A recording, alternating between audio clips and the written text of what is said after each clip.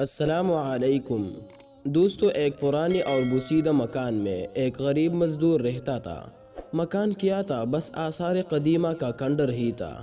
غریب مزدور جب سر شام گھر لوٹتا، اس کی بیوی معصومیت سے کہتی، اب تو گھر کا دروازہ لگوا دے، کب تک اس لٹکے پردے کے پیچھے رہنا پڑے گا؟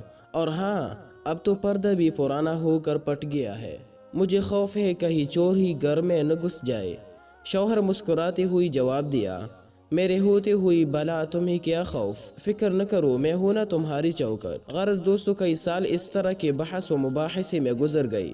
ایک دن بیوی نے انتہائی اصرار کیا کہ گھر کا دروازہ لگوا دو۔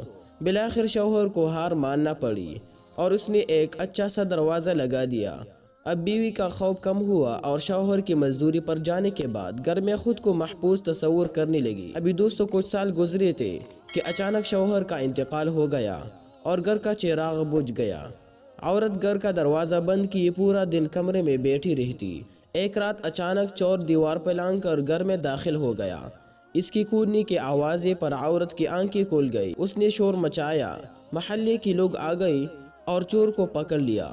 جب دیکھا دوستو تو معلوم ہوا کہ وہ چور پڑوسی ہے۔ اس وقت عورت کو احساس ہوا کہ چور کے آنے میں اصل رکاوٹ دروازہ نہیں، میرا شوہر تھا۔